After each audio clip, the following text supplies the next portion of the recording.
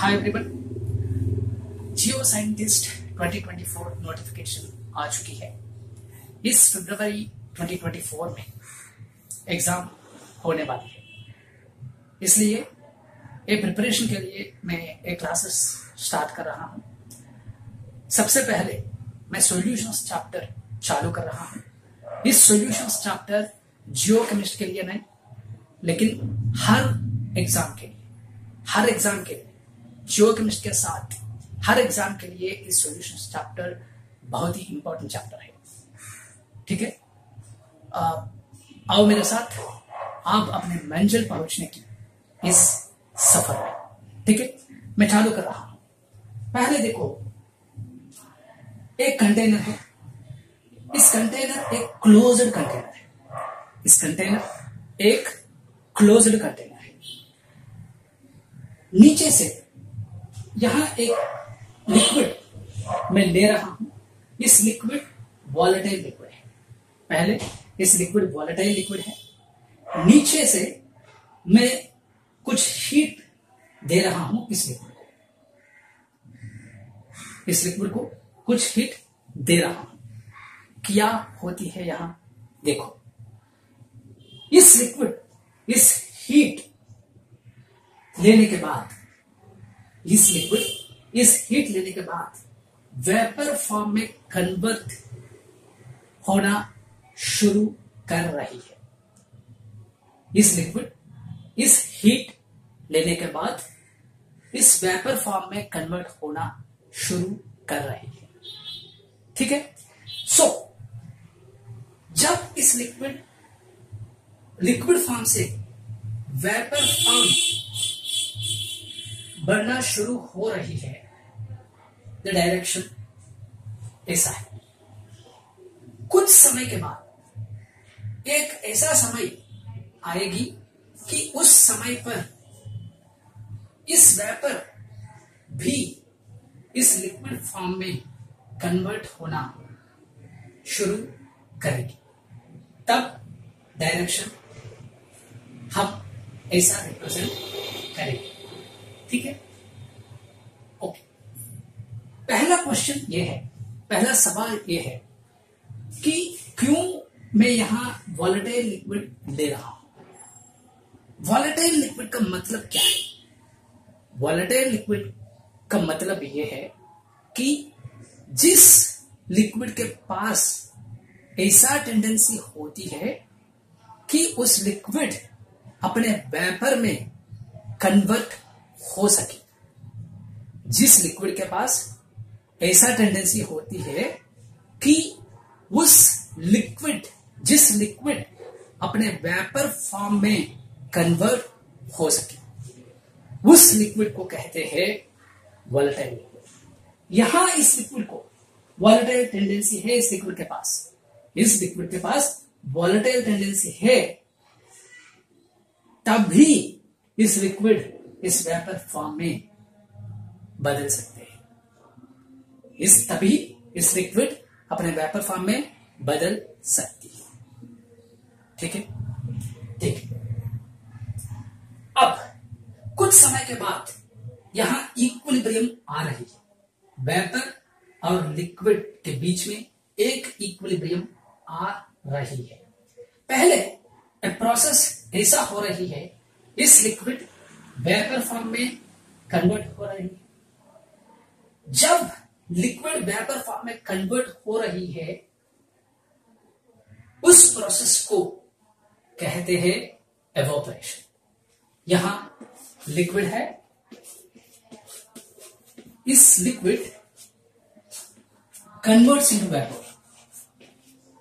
इस प्रोसेस को कहते हैं वेपराइजेशन और एवोपरेशन।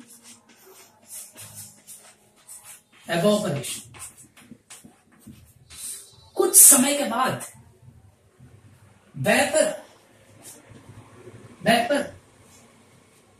कन्वर्ट हो रही है लिक्विड के फॉर्म में। इस प्रोसेस को कहते हैं कंडेंसेशन।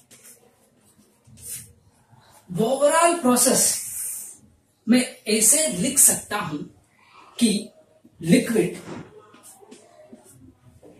इक्विलिब्रियम में लिक्विड और वेपर के बीच में एक इक्विलिब्रियम आ रही है। लिक्विड और वेपर के बीच में एक इक्विलिब्रियम आ रहे हैं। इक्विलिब्रियम का मतलब क्या है? पहले इक्विलिब्रियम का मतलब क्या है? इक्विलिब्रियम का मतलब ये है कि जिस समय पर इस लिक्विड का रेट इस वेपर का रेट को बराबर होती है। जिस समय पर इस लिक्विड का रेट इस वेपर के रेट को बराबर होती है, उस पॉइंट को हम इक्विलिब्रियम कहते हैं।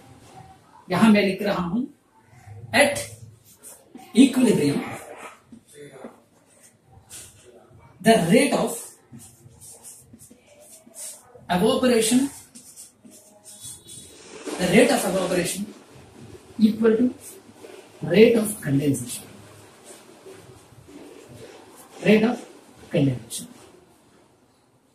क्या मैं ऐसा लिख सकूं? हाँ, बिल्कुल लिख सकूं। ठीक है।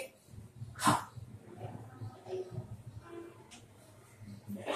मेरा दूसरा क्वेश्चन यह है, यहां मैं एक कंटेनर ले रहा हूं। इस कंटेनर क्लोज्ड कंटेनर है। क्यों हम एक क्लोज्ड कंटेनर लेना है? क्यों हम ओपन कंटेनर नहीं लेना है? ये तो सवाल है। मैं एक क्लोज्ड कंटेनर ले रहा हूं ताकि मैं यहां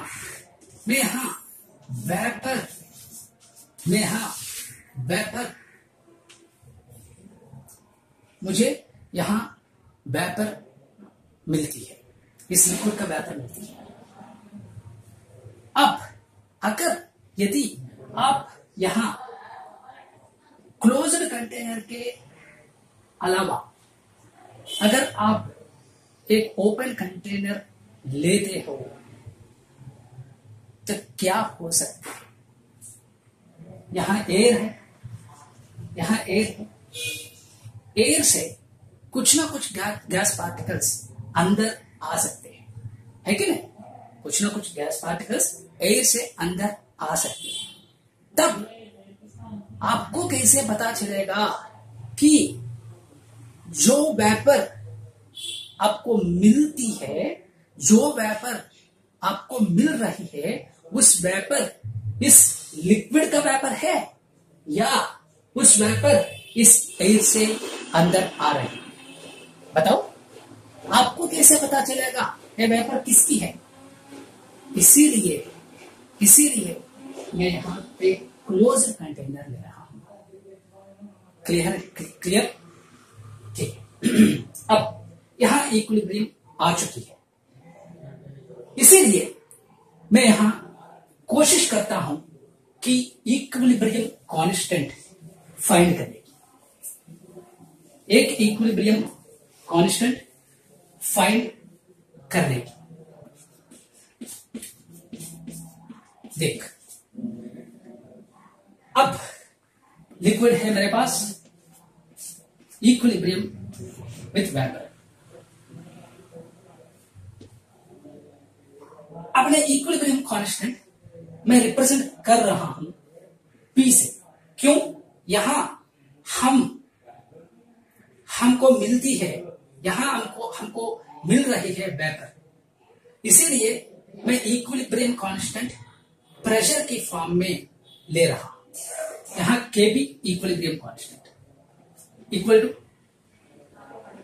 pressure of vapour over pressure of liquid. अब बताओ, आपको पता है pressure of liquid, pressure of solid, concentration of liquid, concentration of solid और नेग्लिजिबल है कि नहीं? इसीलिए प्रेशर ऑफ लिक्विड मैं यहां ले रहा हूं 0। तो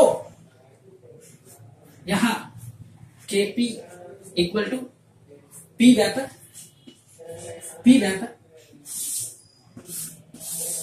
that means equilibrium equilibrium constant pressure, the pressure at equilibrium constant बराबर हो रही है वेपर प्रेशर को, वेपर प्रेशर ऑफ लिक्विड को, है कि नहीं? वेपर प्रेशर ऑफ लिक्विड को, वेपर प्रेशर ऑफ लिक्विड बराबर हो रही है इस इक्विलिब्रियम कांस्टेंट प्रेशर। क्लियर? अब एक बेहतर पॉइंट है यहां, एक गजब पॉइंट है यहां। अब यहां इक्विलिब्रियम कांस्टेंट ओनली सिर्फ और सिर्फ डिपेंड ऑन टेम्परेचर, है कि नहीं? Only depend on temperature.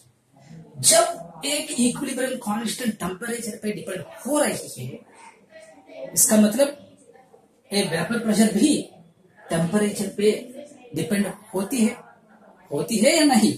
क्यों? यहां इक्विलिब्रियम कांस्टेंट बराबर हो रही है वेपर प्रेशर को, बराबर हो रही है वेपर प्रेशर को। अब वेपर प्रेशर का मतलब क्या है? वेपर प्रेशर का मतलब यह है कि जिस पॉइंट पे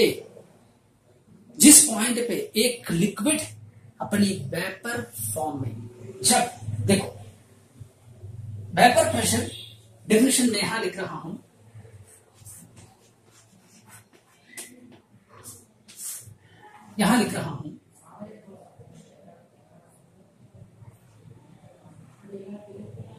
liquid is converting into its vapor, converting into its vapor.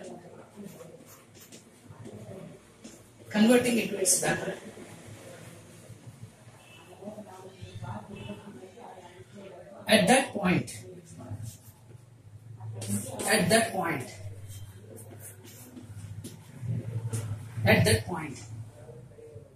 one pressure is accepting on the surface of it.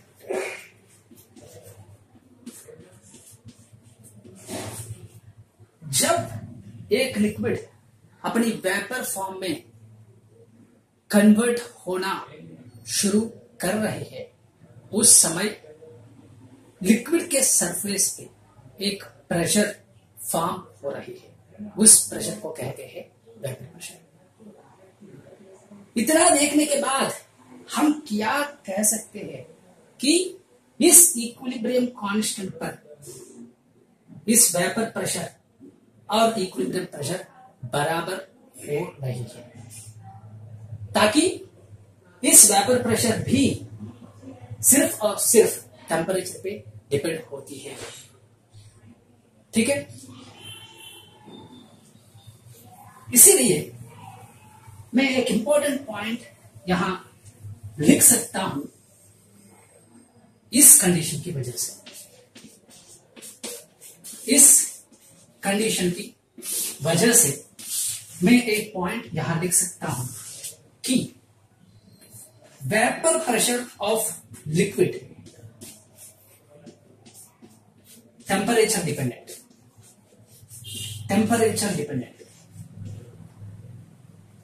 it does not depend on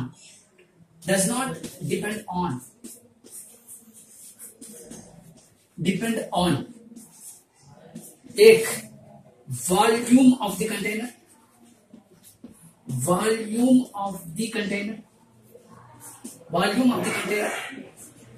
mass of the container,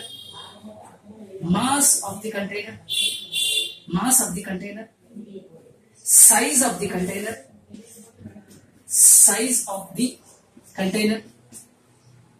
या surface area of the container, है कि नहीं? क्यों? यहां vapour pressure equilibrium constant को बराबर हो रही है। इसलिए जब एक इक्विलिब्रियम कांस्टेंट टेम्परेचर पर डिपेंड होती है, तब वेपर प्रेशर भी टेम्परेचर पे ही डिपेंड होती है। क्लियर? अब हम इस बात पर हम दो क्वेश्चंस कर सकते हैं। पहले क्वेश्चन यह है, 100 grams container, 100 grams, in 100 grams container, one liquid in 100 grams container, one liquid in 100 grams container at P1 atmospheric pressure. P1 atmospheric pressure. This liquid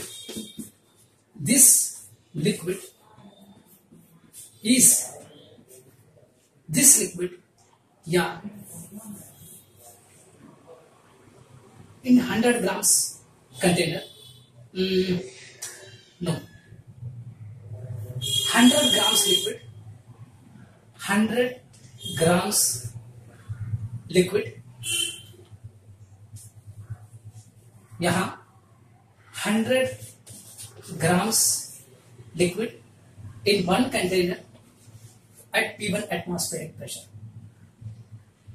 When 200 grams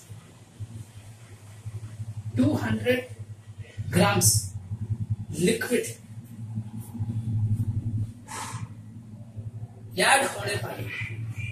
add करने पर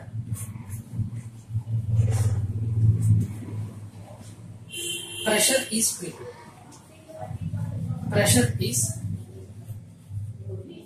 P2. Then first one, P1 equal to P2. Second, P1 greater than P2. Third, P1 not equal to P2. Fourth, P1 less than P2. 100 grams liquid in one container at P1 atmospheric pressure. 200 grams liquid add करने पर pressure is P2 atmosphere.